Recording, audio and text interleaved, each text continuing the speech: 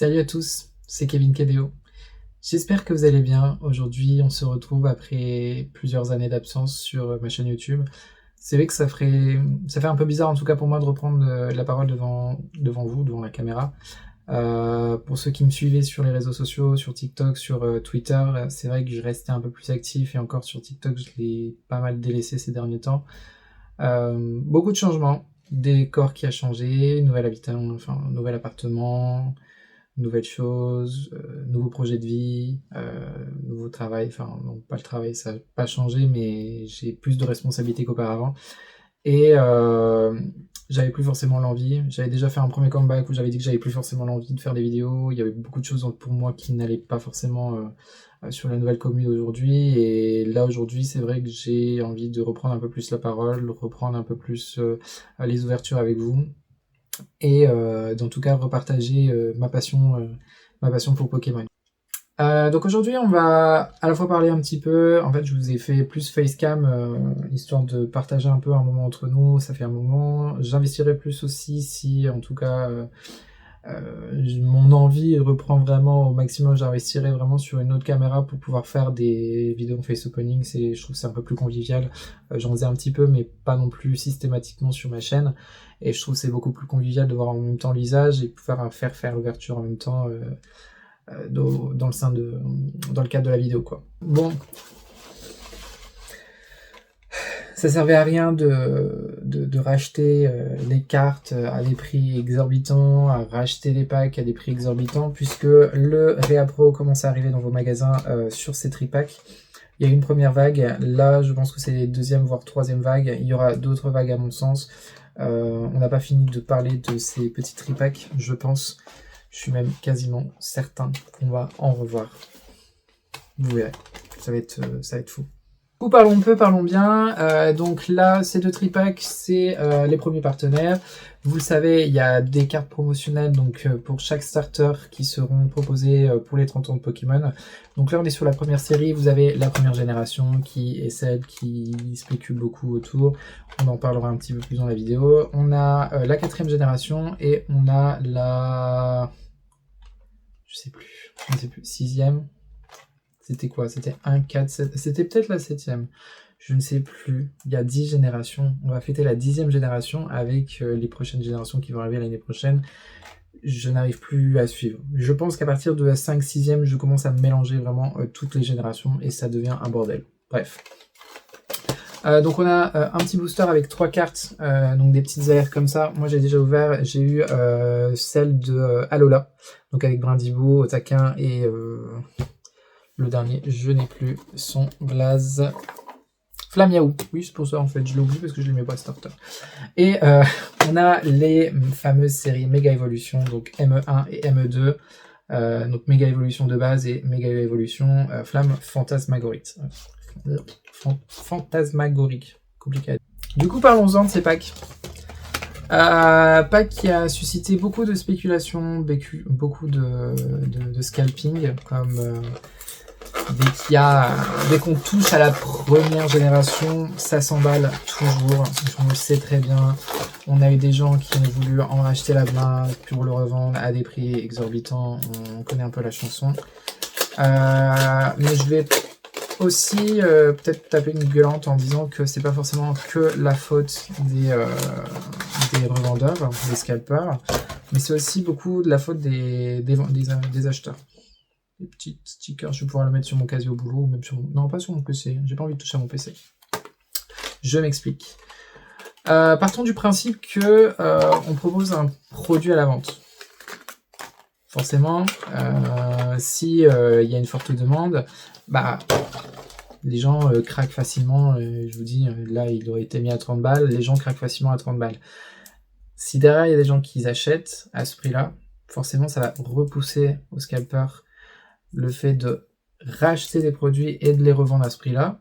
Par contre, s'ils les mettent à 30 € mais que ça ne se vend pas, ils vont peut-être se poser des questions en se disant bah, j'ai peut-être besoin d'argent, je vais les remettre un petit peu moins cher. On verra si ça se vend bien. Là, à ce moment-là, bon, ils vont baisser le prix. Ils vont pas se dire bah écoute, je vais recommencer, on va racheter derrière, on va remettre au même prix. Donc, s'il n'y a pas d'acheteur, le prix va diminuer. S'il y a des acheteurs, forcément, il ne va pas arrêter d'augmenter. Après, ça reste mon avis personnel. Encore une fois, vous savez ma position, en tout cas pour les personnes qui me suivent depuis des années sur cette chaîne. Moi, les pratiques de scalping, le fait d'acheter des cartes à des prix exorbitants, je parlais du Dracofeu de cette série, 530 €, alors que ça fait même pas 2 mois que la série est sortie. On va avoir des coffrets, il y aura encore des coffrets, là il y a encore des coffrets qui sont sortis, on a du réassort sur les tripacks, on a du réassort sur les boosters à l'unité, la série est assez courte. Je peux entendre que le taux de drop peut être un peu compliqué, mais pour moi ça ne justifie absolument pas le fait qu'il y ait 530 € de carte, enfin 530 € sur cette carte, quoi. Ou au pire, il y a un facteur qui pourrait expliquer ça, le royaume du TCG ou le gala TCG. C'est juste une manipulation de marché, mais voilà. Alors, on va commencer déjà par ce premier booster. M1, je n'ai toujours pas la Mega Lucario en alternative en française. Je l'ai chopé en japonaise, je suis très content, très satisfait. Mais maintenant, j'aimerais beaucoup l'avoir en française, donc c'est aujourd'hui avec vous qu'on va l'avoir. Alors, on a Amasel, je ne me souviens plus du nom de ce Pokémon. Donc Amasel, on a Manity, Goopix, ensuite Bulbizarre, Tangalis, Détermination de Lily, Donald Trump, Tangalis en reverse. Derrière, nous avons une première reverse, donc on n'aura pas la fameuse Lucario alternative, mais on a Megalatios en X. Je crois que je l'avais, j'ai un petit doute, mais elle est très jolie. Franchement, elle est très très jolie carte. On va passer sur Flamme Fantasmagorique. C'est aujourd'hui que j'aurai la Dracofeu. Parce qu'il y a un mec en plus qui m'a répondu sur Twitter en disant bah écoute, va dépenser 530 € de booster en magasin, on verra si tu vas l'avoir. On verra si je vais l'avoir, c'est pas grave. Je préfère dépenser 530 € de booster plutôt que 530 € dans une seule et même carte. Pour moi, il y a la satisfaction quand même, il y a toujours la valeur sentimentale. Vous me connaissez, je suis très sentimental, j'aime bien en tout cas essayer d'avoir mon goal principal. Ça n'a pas la même valeur que si on achète la carte et si on la drop par nous-mêmes. Bon après, j'estime qu'à un moment donné, si j'en ai pour 2000 € d'achat sur cette série, bon, je lâche l'affaire. Hein. Je suis pas quelqu'un de borné qui va continuer à acheter, sauf sur Évolution Prismatique et Évolution Céleste. Au final, j'ai quand même eu ce que je voulais, donc... Mais à part ça, je vais pas non plus dépenser des sommes astronomiques pour essayer d'avoir cette carte. À un moment donné, il faut savoir lâcher prise. Si on n'arrive pas, par contre, à lâcher prise, bon, on est limite dans l'addiction. Moi, je vous inviterai quand même de vous faire aider si en tout cas vous n'arrivez pas, quoi. Bon, passons à autre chose. Craque-noix, Escroco. Ensuite, nous avons Rondoudou. Nous avons Otaria. Nous avons Cage de combat. Virevoreur, Pandralugon, faire une petite macro si ça va bien, c'est Ortide, on a un petit Laporeille, on a Rafflesia. Bon, je vais peut-être dépenser 530 € dans une carte, on verra. Est-ce qu'on fait ça ou est-ce qu'on fait les autres boosters? Ouais, on fait les autres boosters d'avant. Sinon, je sais pas vous, mais je me sens déjà plus posé, j'ai rien préparé. Je fais vraiment ça en mode live, mais je me trouve vachement posé dans les explications. Autant, je veux bien discuter, je veux bien débattre sur la manière d'ouvrir, sur la manière de collectionner. Il n'y a pas de manière précise à collectionner, il n'y a pas il n'y a pas une seule manière de collectionner ou d'ouvrir. Moi, j'exprime en tout cas mon ressentiment, j'exprime ma manière de collectionner, ma manière d'ouvrir. Maintenant, chacun est libre de faire ce qu'il veut. Je n'ai pas de jugement là-dessus, je n'ai pas à juger sur votre manière de collectionner et de faire. Si vous avez envie de dépenser votre argent pour une seule carte, grand bien vous fasse. Moi, c'est pas ce que je ferais. Maintenant, si vous avez envie de le faire, il n'y a pas de problème. Mais c'est vrai que on a peut-être trop normalisé ce fait de dépenser tout de suite sur une grosse carte et que les prix s'envolent derrière. Avant, on essayait plutôt de stabiliser le marché et de se dire, bah, voilà, peut-être que on l'aura moins cher et après derrière le marché stabilisé. Maintenant j'ai l'impression que il se stabilise jamais, il fait que augmenter, Il y a quelques fois où il descend, mais on est vite rattrapé. Oula, mon petit chat. On est vite rattrapé par des gens qui font des petites manips de marché hein, derrière. On va pas se mentir. Je suis ouvert au débat. Si vous avez envie de discuter, il n'y a pas de souci. Il y a l'espace commentaire, c'est fait pour ça. Vous pouvez également me suivre sur les réseaux sociaux, que ce soit TikTok ou même Twitter. Je partage beaucoup de choses, en tout cas sur Twitter. On commence avec Sablette. Là, on est sur ME1. Donc Sablette, sac de nœuds. Ensuite, nous avons Elionceau. Nous avons petite macro, Flingus, Gigancelle. Ensuite, nous avons Gros Mago. Quel beau Pokémon celui-là. Une dresseur. Nous avons la petite Margie que j'aime beaucoup. Forgerette. Ok, nickel. C'est les rocs. Qui m'a pas du tout aidé en tournoi. Parce que j'avais fait un tournoi d'AP. Je fais quand même des tournois à côté, toujours des avant-premières. Je fais toujours des ouvertures à côté, mais hors caméra. J'ai eu quelques hits sympas, mais c'est vrai que ces derniers temps, c'est un peu plus calme en termes de hits. J'ouvre un petit peu moins qu'auparavant. Est-ce que ça va changer en reprenant des vidéos? Je ne sais pas, mais pour l'instant, c'est pas le cas, quoi. Ensuite, on a le petit Tiplouf. Donc là, on est sur du M2. On va éviter de tout mélanger. Zigzaton. Oups là. On a Feu Forève. On a Reptincelle. Amulette Sacrée. Darumacho. Et Darumaron et Darumacho. Linéon. Ensuite, on a Pomme. Et on a le Chalumeau. Et après, derrière, on a une petite Magirevex que j'avais déjà. Tant pis, hein. Je vais aller chercher encore d'autres boosters et j'arrive. Donc 2 boosters de la série 1. J'aimerais vraiment faire la masterclass, c'est-à-dire de tomber sur la 4G et la 1G. Au moins comme ça, je n'aurai pas à soit les échanger, soit à essayer de réouvrir derrière. On va tenter, hein. Alors c'est de quel côté? Ok, c'est de ce côté-là.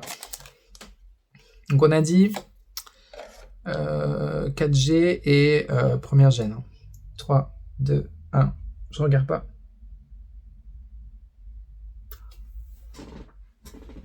Trop bien. Trop bien. Je suis trop content. Un peu de luck, ça me fait plaisir. Bulbizarre. Trop belle. Vraiment, elle est super mignonne. La petite Salamèche. En plus, il y a plein de subtilités dans ces cartes. J'aime vraiment beaucoup parce qu'il y a... Ça retrace vraiment la génération. Donc, on a le logo des 30 ans. Ici, on a le petit Pokédex de la région de Kanto. Ensuite, on a des petits badges. Là, ici. On a aussi les routes sur l'arrière. À l'arrière, on a aussi une route. Là, pareil, on a une ville. Pokéball et tout ça. Non, franchement, ils ont très bien travaillé sur ces cartes, quoi.